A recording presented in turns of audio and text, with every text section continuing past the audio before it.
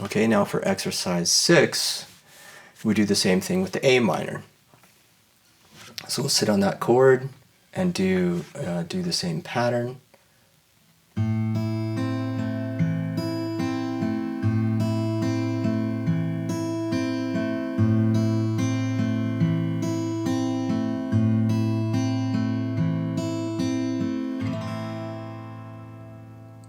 And maybe a little bit faster to really...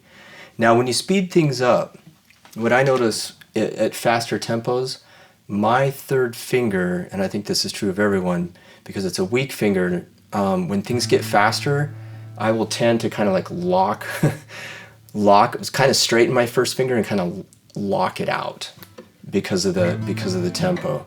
So you want to be mindful of keeping it relaxed and just kind of loose. You're just...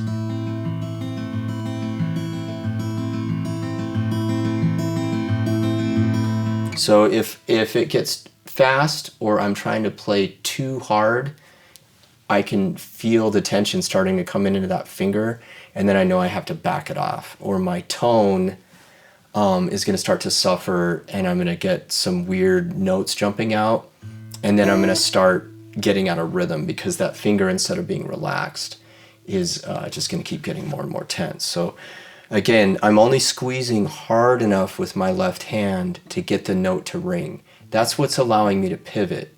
If you have a death grip on the guitar, which is pretty normal, you'll not only have intonation problems, but it'll be hard to move smoothly and consistently and not make a bunch of noise. So getting both hands to just have enough pressure to do what they need to do and get the strings to ring evenly and clearly, but not overdo it with the right hand. You don't want this kind of claw tension thing to build up, and you want your left hand to be pretty relaxed. So if I were to play that a little slower,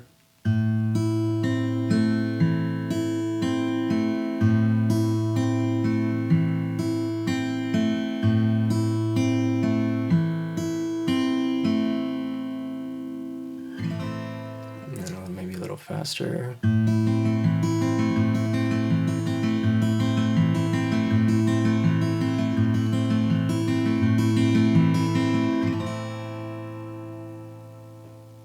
And then, the idea of playing with dynamics, don't wait too long to try that, because whether you're playing an electric guitar or acoustic, you want to be able to start working in the dynamics with your playing. So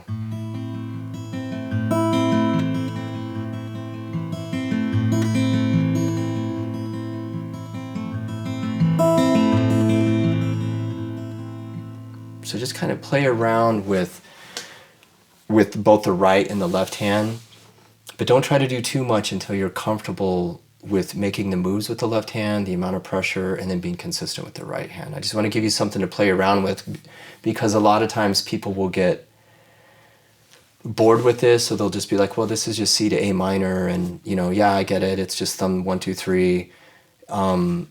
You can get really overconfident with that, and then you just pay for it later, because if you have to play like a James Taylor song, or really anything for an extended amount of time, if you don't have the endurance and you don't have the facility with the right hand, your fingers will start to fatigue. You'll start to introduce kind of like stress, and then your mind you'll start talking to yourself while you're playing. That's the thing that you don't want, is you don't want to start bringing the mind into it. You kind of want this muscle memory, so you don't start talking and chattering with yourself and judging every little thing, because then that's how we start missing things. So it's about endurance, and it's about consistency, and it requires quite a bit of discipline to kind of just stay in that place. And it really comes into play when you're playing with other people or you're performing live, and it really comes out in the recording studio, because everything is so intensely under the microscope that you hear everything, and if you don't know how to make those little micro adjustments, the wheels can come off pretty quickly, and then you'll just kind of start turning on yourself, and that's what we're trying to avoid. So play through these repeatedly. I wrote on the sheet, 4 times, 8 times. But when I was learning this stuff, like I was saying with the classical thing, I was playing classical guitar like 3-4 hours a day.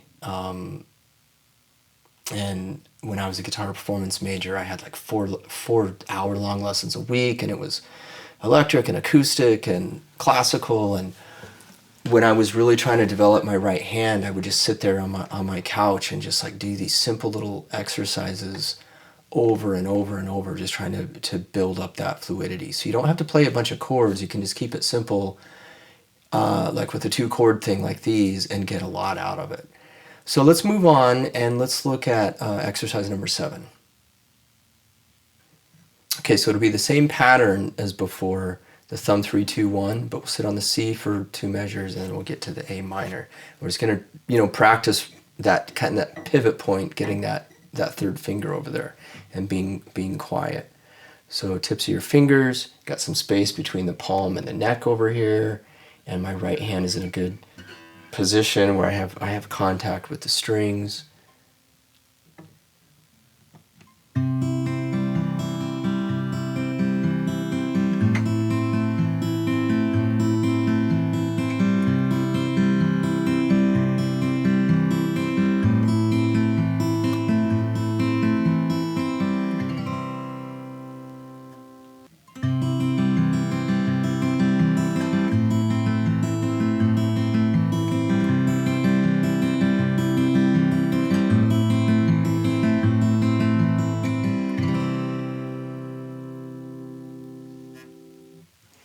Okay, now for exercise 8, we're going to cut that space down. So again,